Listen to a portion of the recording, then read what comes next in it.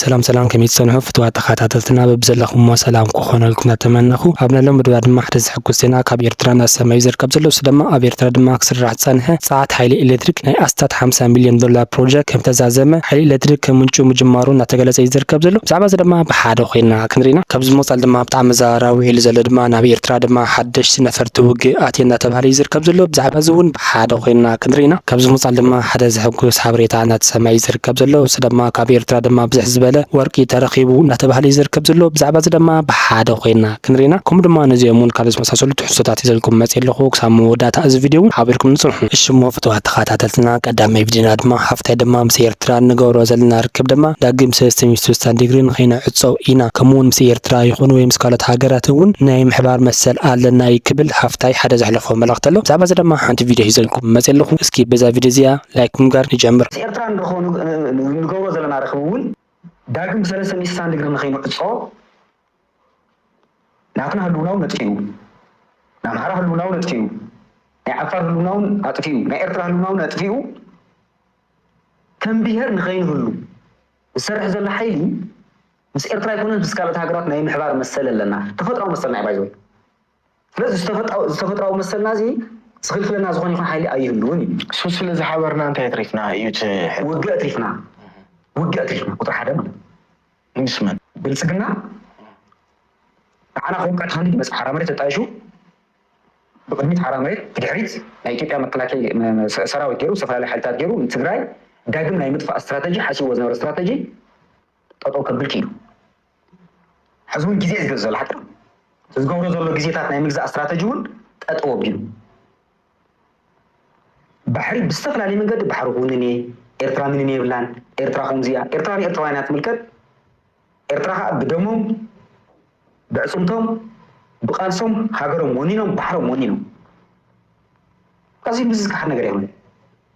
بحري ما إرترا بحري وإرترا بحال هاجر بستفل عليه من الدماسيسة أو إثيوبيا أخو إثيوبيا حنت إثيوبيا خجبريه وي بلسقنا زمرح أورمو ما خمسرتيه زبل زولنا بلسقنا حيلي سنينا ويان داغم تدعمون حيلي يلن إندو قرناي أليانسي داغم هنا تخمني توزن تايزلو مو اير يمصلكم مو نراج يمصلكم بريتوريا بستفلالي منغدي امونغو تግራይን ኤርትራን ዘሎ امونغو تግራይን ኢትዮጵያ ዘሎ ረኸብ بستفلالي መንገዲ ልኹት ተቢልዎ ብትሪና ንሪኦም ህዝቢ ተቀዳዲምካ ስርዓት ምፅግናስ بستفلالي መንገዲ ህወሓት ክኸስስ ናይ ጽምዶ ደገፍቲ ክኸስስ ኤርትራ ክኸስስ ኤርትራ بستفلالي منقدي كداخل يزدل أنا دخلت شلون كداخل يزدل سلس تزقبر زل رخبي زحقاو رخم مخانو نايكي بحق من خمسة حسة كيركا يزر زل زي خايفون أو سماري زل هذا خمدلية ناترا هذا أورما زل مسكينة خمدلية ناترا هذا دو إثيوبيا مس دو سودان خمدلية ناترا هذا سي أو زل هذا خمدلية ناترا هذا تبروا مس إرترا زي راحوا لمني سيلن عزون يقداس بلسقنا داقم مقالن تجراين أتيو ناي تجراي عدل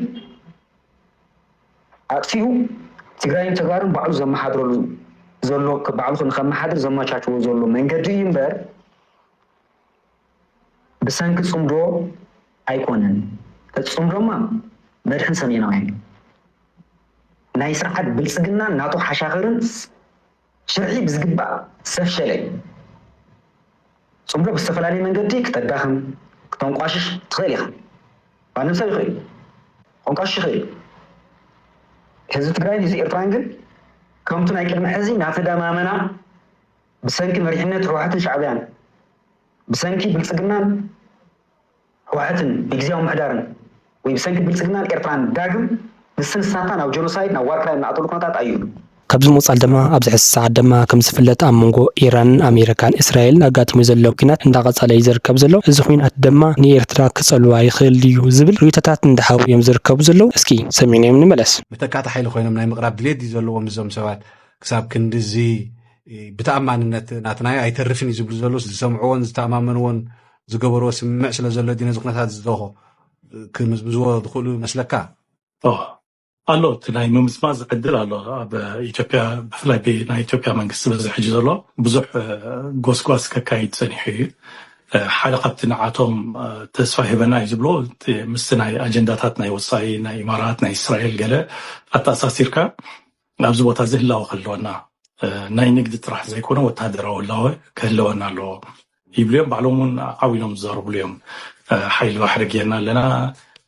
ፍሉይ ኮማንዶ ሓይሊ ጌርና ኣለና ካብ ጠረፍ ናይ ሶማልያ ክሳብ መሳዋ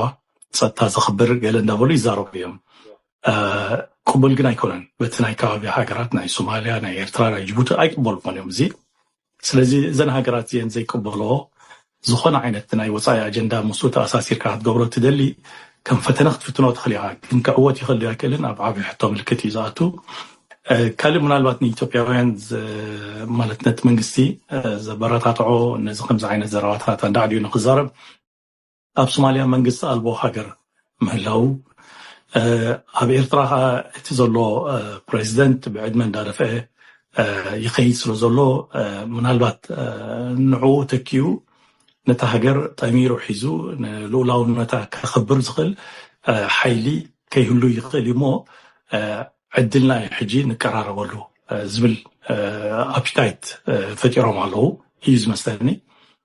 ሱዳን እውን ብናይ ውሽጡ ቅልውላው ኣብ ዝተዳኸመሉ ኩነታት እዩ ዘሎ ግብፂ ኸ ዋላ ብቁጠባ ምስቲ ደቡባዊ ቀይሕ ባሕሪ ኣዝዩ ዝተኣሳሰረ ተኾነ ግን በዚ ዘለዋ ናይ ሓስቢ ናይ ፈለግ ኒል በቲ ዘለዋ ናታ ስትራቴጂካዊ ጌጋታት ዝፈፀመቶ ኣብ ዝሓለፈ ምናልባት 34 ዓመታት ዘንጊዓ ፀኒሓ ጉዳይ ኣፍሪካ ገዲፋ ኣብ ጉዳይ ናይ ማእከላዊ ምብራቅን ኣብ ናይ ሜዲተሬንያን ፎከስ ገይራ ፀኒሓ ሕጂ እዚ ናይ ሓስቢ ናይ ኒል ምስ ተመስረተ ሰንቢሎም ሂወቶም ብሙሉ ኣብ ማያት ናይ ኒል እዩ 95 ከሚቲ ህዝቢ ናይ ግብፂ ዝነብር ኣብቲ ሪቨር ባንክስ ናይ ኒል ኣብዩ ዝነብር ሕጂ በዚ ምክንያት ግብፂ ብሕጅያ ትበራበር ዘላ ናታ ስትራቴጂ ኣብ ታሽሙ ንኸተ ማለት ከተሪ ማለት ኣብቲ ከባቢ ዘለዋ ስትራቴጂካዊ ርብሓታት ንክትሕሉ ብሕጅያ ትንቀሳቀስ ዘላ ስለዚ እዚ ምውድዝን ንኢትዮጵያውያን ኣበራታቲዑ ናብ እንታሽሙ ከእትዎም ይኽእል እዩ ናብ ዘይድለ ማለት ጉዳእታት ወይ ከዓ ውግእ ከእትዎም ይኽእል እዩ ካብዚ ወፃኢ ድማ ኣብ ኤርትራ ክስራሕ ዝፀንሐ ፀዓት ሓይሊ ኤሌክትሪክ ናይ ኣስታት $50 ሚልዮን ፕሮጀክት ከም ተዛዘመ እናተገለጸ ይዝርከብ ዘሎ ብዛዕባ እዚ ድማ ሓደ ሓበሬታ ሒዘልኩም መጽ ኣለኹ እስኪ ናፍቲ ሓበሬታ ክሕልፈኩም ቻይናዊ ኮርፖሬሽን ምህንድስና ፀዓት ክስራሕ ፀንሐ ናይ ኣስታት $50 ሚልዮን ፕሮጀክት ከም ተዛዘመን ሓይሊ ኤሌክትሪክ ከመንጩ ምጅማሩ እቲ ትካል ብወግዒ ገሊጹ ባንኪ ልምዓት ኣፍሪካ ናይ ኤርትራ ቀረብ ፀዓት ንምስፋሕ ኣብ ሃገርና ኣብ ዝተፈላለዩ ዞባታት ፕሮጀክታት ከምውል ምጽንሑ ዝፍለጥ ኮይኑ ኣብ መጀመርታ ናይ ዘለናያ ወርሒ ሚያዝያ ሓደ ካብቶም ዝመወሎም ፕሮጀክታት ደቀ ኣምሓራ ስርሑ ከም ጀመረ ገሊጹ ነዚ ፕሮጀክት ደቀ ኣምሓራ ዝሰርሐ ኣብ ህንፀት ትሕተ ቅርጽን ፀዓትን ዝነጥፍ ዓብዪ ብመንግስቲ ዝውነን ዝተፈላለዩ ኩባንያታት ዝሓቆፈ ኮርፖሬሽን ምህንድስና ፀዓት ቻይና CEEC እቲ ቅድሚ 3 ዓመት ጀመሮ ናይ 30 ሜጋዋት ተተካኢ ፀሓያዊ ፀዓት ደቀ ኣምሓራ ሙሉእ ዓቕሚ ዘለዎ ምዝርጋሕ ፓነላት ከም ዝጠነቐቐን ምምንጫው ሓይሊ ኤሌክትሪክ ምጅማሩን ብወግዒ ኣብ ናይ ኤክስ ማሕበራዊ መራኸቢታቱ ዘስፈሮ ጽሑፍ ፀብጻብ ኣስፊሩ ካብዚ ወፃኢ ድማ ናብ ኤርትራ ድማ ሓድሽ ነፈርቲ ውግእ ኣትየን እናተባህለ ይዝርከብ ዘሎ ብዛዕባ እዚ ድማ ሓደ ሓበሬታ ብምስሊ ተደገፈ እንዳወፀ ዝርከብ ዘሎ ብዛዕባኡ ድማ ሒዘልኩም መጽ ኣለኹ እስኪ ናፍቲ ሓበሬታ ክሕልፈኩም كلن محيل أير إرترا وسميات إرترا بنفرتو بيلو سميات إرترا لمدنا كايدة تزرق فيديو زارا وخيني يركب الله الفيديو بفلاين سرعة بلسقنا ورعد اتي وزركب زلو خينو اتخفكرو وصنحو قينات برحقاتي زود داخلو وصنح بروباغاندا نابزي وصو وعزاقتي دماتي ومزركب زلو تنفرتو قينات دما إرترا بزحصر اوانات كاب روسيا زئتوتن كم زخونا ون ابز حبريتا ناتقلت انا تزرق حني يزركب زلو سرعة بلسقنا بزحجي وان بحر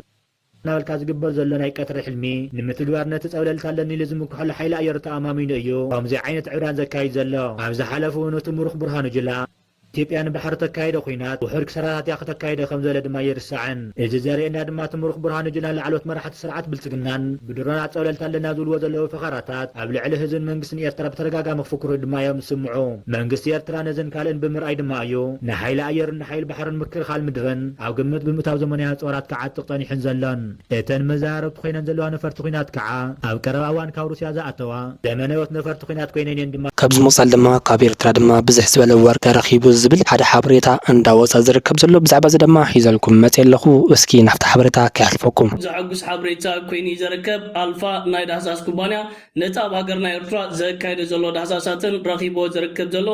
ዓበይቲ ረኽበታትን ዝምልከት ትማሊ ብወግዒ ሓበሬታታት ዘርጊሑ ይርከብ ኣሎ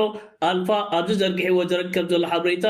ኣብ ከባቢታት ከርካሻን ኣናጉሎን ሕጂውን ልዑል ዓቕን ዘለዎ ኮፐርን ወርቅን ከም ዝረኸበ ብዘርዘር ኣብ ሓበሬቱ ገሊጹን ጠቒሱን ይርከብ ኣሎ